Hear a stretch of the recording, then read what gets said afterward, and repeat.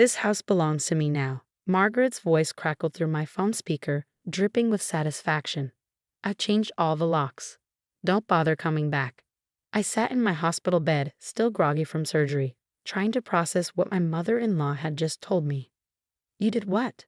It's for the best, Amanda, she continued, her tone sickly sweet. After what happened to Michael, you can't expect to keep living in our family home. You're not really family anymore, are you? My name is Amanda Collins, and 3 weeks ago, my husband Michael died in a car accident. Now, while recovering from emergency gallbladder surgery, I was learning that my mother-in-law had seized the opportunity to take everything from me. Margaret, that's my house, I said, keeping my voice steady despite the anger building inside me. Michael and I bought it together. She laughed, the sound harsh and hollow. With whose money, dear? The down payment came from us. Michael was our son. You were just the woman he unfortunately married. Now that he's gone, it's time for you to move on. I closed my eyes, thinking about the home Michael and I had built together over the past 5 years. The garden we'd planted, the walls we'd painted, the memories we created. Margaret had always resented that Michael chose to buy a house instead of moving into their family compound where she could keep a close eye on us. I'll be discharged tomorrow, I said calmly. We can discuss this then. There's nothing to discuss. I've already moved your things to storage. Don't make this difficult, Amanda. You know how upset I can get when people cross me. Oh, I knew. I'd spent 5 years watching Margaret manipulate everyone around her, using her wealth and social connections to always get her way. She'd never approved of me, the middle-class teacher who'd trapped her precious son. Now she was making her final power play. What Margaret didn't know was that I'd been preparing for something like this. Michael and I had seen how she treated his brother's widow, essentially forcing her out of the family after his death 2 years ago. We'd made sure to protect ourselves legally. One more thing, Margaret added, her voice sharp. I've arranged for the movers to clear out your little home office tomorrow. All those papers and files you keep, they're just cluttering up the house. My heart skipped a beat. My office, where I kept all my documents, including, don't touch my office, Margaret, I said, an edge creeping into my voice. Too late, dear. The movers are already here. Oh, what's this? A safe. How interesting. I'm sure Michael left me the combination somewhere. I hung up the phone, my hands shaking not from fear, but from anger. Margaret had finally overplayed her hand. I picked up my phone again and dialed a number I'd hoped I'd never have to use. David Harrison speaking, a deep voice answered. Mr. Harrison, this is Amanda Collins. I need you to execute the contingency plan we discussed. Margaret's making her move. There was a pause, then a slight chuckle. I was wondering when she'd try something like this. Don't worry, Amanda. Everything's in place. Would you like me to send someone to the house now? Yes, please. She's trying to break into my safe. Consider it handled. And Amanda? I'm sorry about Michael. He was smart to help you prepare for this. After hanging up, I lay back in my hospital bed, remembering the conversation Michael and I had after his brother's death. My mother will never change, he'd said. Promise me you'll let Harrison protect you if anything happens to me. I promised, though I'd hoped it would never come to this. Michael had known his mother better than anyone. He'd seen through her manipulations, her need for control, her inability to accept that her sons had lives separate from her. The next few hours were quiet. Too quiet. Margaret didn't call back, and I wondered if Mr. Harrison's team had already arrived at the house. I dozed off eventually, exhausted from surgery and stress, only to be awakened by a text message. Everything is secured, Mr. Harrison wrote. Your mother-in-law received quite a surprise when the security team arrived. Would you like to know what happened? I smiled for the first time in days, imagining Margaret's face when she realized she wasn't the only one who could play this game. Tell me everything, I replied. The pieces were in place now. Tomorrow, when I left the hospital, I would show Margaret exactly what kind of woman her son had married. She thought she was dealing with a grieving widow, too weak and dependent to fight back. She was about to learn how wrong she was. The next morning, I was discharged from the hospital. As my best friend Kate drove me home, I filled her in on Mr. Harrison's texts from the previous night. Apparently, Margaret nearly fainted when the security team showed up, I said, managing a small smile. She was in my office with a locksmith, trying to crack my safe. Kate gripped the steering wheel tighter. That woman has some nerve. What happened then? They presented her with a cease and desist order and informed her that she was trespassing. The look on her face when they showed her my name on the deed. I trailed off, remembering what Michael had done to protect me. 6 months before his death, he legally transferred the house entirely into my name. Mom will try to take everything, he'd warned me. She always does. We kept it quiet, knowing Margaret would explode if she found out. The house she thought was her family property had been mine alone all this time. As we pulled into the driveway, I saw the new security cameras Mr. Harrison's team had installed. The locks had been changed again, this time by my people. Margaret's luxury SUV was parked across the street, and I could see her watching us from behind her designer sunglasses. "Need me to stay?" Kate asked, eyeing Margaret warily. "No, I got this." Harrison's team is still inside, documenting everything she tried to move or take. I walked up to my front door, ignoring Margaret as she got out of her car.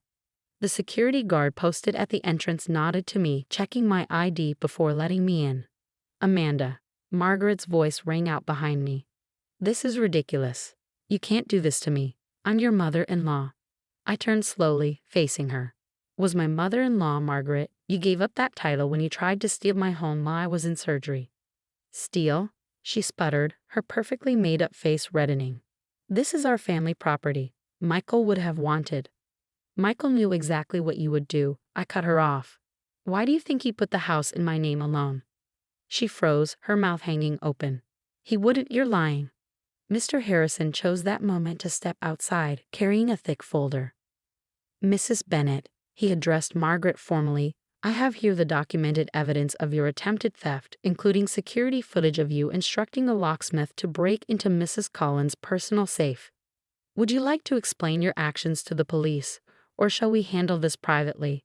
Margaret's face went from red to pale in seconds. "You can't prove anything. I was just protecting our family interests." "Actually," I said, pulling out my phone, "I have you on record stating your intentions quite clearly. Would you like to hear it again? The part where you admitted to changing my locks and moving my belongings while I was in the hospital." For the first time since I'd known her, Margaret looked uncertain. Her carefully constructed facade of control was cracking. "The movers," she said weakly. "I already paid them to clear out the house tomorrow." "Cancel them," I replied firmly. "And Margaret?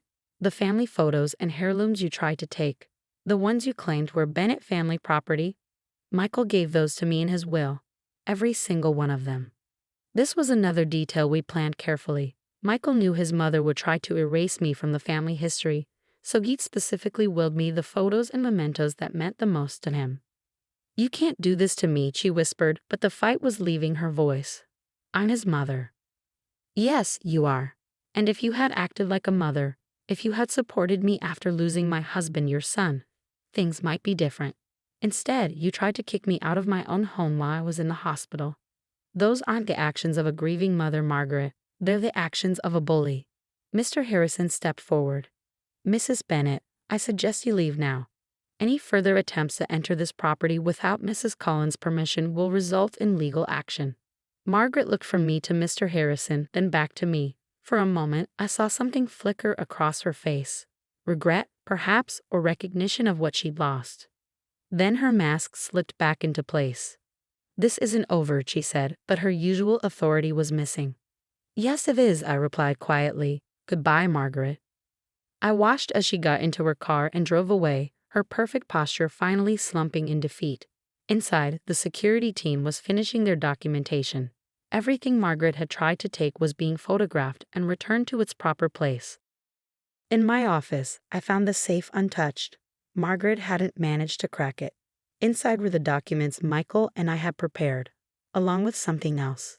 Something even Mr. Harrison didn't know about. But that would have to wait. For now, I had my home back. The home Michael and I had shared, where we built our life together. Margaret had tried to take that away from me, but she failed. And she had no idea what was coming next. A week after Margaret's failed takeover attempt, I sat in my office, finally ready to open the letter Michael had left in our safe. "Only read this if Mom tries something," he'd written on the envelope. I'd been waiting for the right moment, and now, holding the slightly worn paper, I knew it was time. "My dearest Amanda, Michael's familiar handwriting made my heart ache. If you're reading this, it means Mom has shown her true colors. I'm sorry I'm not there to protect you from her, but I know you're stronger than she ever imagined. There's something you need to know.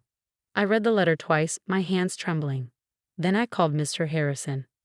Are you sure about this? He asked after I explained what Michael had revealed. Absolutely. Can you set up the meeting? 2 days later, I sat in the formal living room of my house, waiting. The doorbell rang precisely at 2 p.m. Margaret stood there, impeccably dressed as always, flanked by her lawyer. Come in, I said pleasantly, noting how she flinched at my calm demeanor. Thank you for agreeing to meet. Mr. Harrison sat beside me as Margaret and her lawyer took seats across from us. The tension in the room was palpable. Let's make this quick, Margaret's lawyer began. My client is willing to offer. Actually, I interrupted. I called this meeting to share some information. I pulled out Michael's letter and several documents from a folder. Margaret, did you know that Michael was investigating the Bennett Family Foundation? Her face went rigid. What are you talking about? The charitable foundation you've managed since your husband died. Michael discovered some irregularities in the accounts. He was planning to address it before the accident. That's ridiculous, she snapped, but I saw fear flash in her eyes. Those accounts are private. Not to a board member, I replied softly. Which Michael was, and now, as his heir, I am. The color drained from Margaret's face. Her lawyer leaned forward, suddenly alert. For the past 15 years, I continued, laying out documents one by one. You've been using the foundation's funds for personal expenses. Private jets, luxury vacations, even that attempted house lockout last week, all paid for with charitable donations meant to help underprivileged children. You can't prove any of this, Margaret whispered, but her hands were shaking. Michael kept meticulous records. He was going to give you a chance to make it right, to quietly repay the funds. But now, I met her eyes steadily. Now those records are mine. Her lawyer was already reviewing the documents, his expression growing increasingly grim. Mrs. Bennett, we should discuss this privately. No, Margaret stood up, her voice shrill. This is blackmail. You're trying to ruin me because I wanted to protect my family's property. Sit down, Margaret, I said firmly. I'm not trying to ruin you. I'm offering you the same chance Michael would have, a chance to make this right. She sank back into her chair, suddenly looking older than her years. What do you want? 3 things. First, you'll repay every penny you took from the foundation. Second, you'll resign from the board immediately. And third, I paused, making sure she was listening. You'll never try to interfere with my life again. Or what? She challenged, but the fight was leaving her voice. Or these records go to the IRS, the FBI, and every major newspaper in the state. Your choice. The next hour was spent in detailed discussion between the lawyers. Margaret sat silently, watching as her carefully constructed world shifted on its axis. By the time they left, she had signed preliminary agreements to begin the repayment process. At the door, she turned to me one last time. You've won. Are you happy now? I thought about Michael, about the life we'd shared, about the future we'd planned. This was never about winning, Margaret. It was about justice, for the foundation, for Michael's memory, and for me.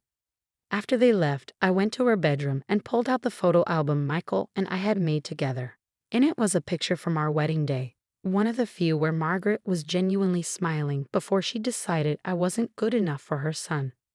You were right, I whispered to Michael's smiling face in the photo. She never changed, but you gave me the tools to protect myself. The next morning, I received a brief text from Margaret.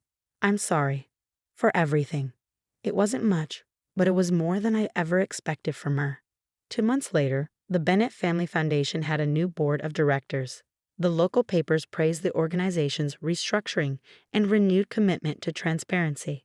Margaret had retreated to her vacation home in Florida, her social media presence notably silent. And me. I was finally able to grieve properly for Michael, to remember our love without the shadow of his mother's interference. In the end, that was worth more than any victory over Margaret. Sometimes the best revenge isn't about destroying someone else. It's about standing firm, protecting what's right, and honoring the memory of those we've lost. I think Michael would have been proud of that.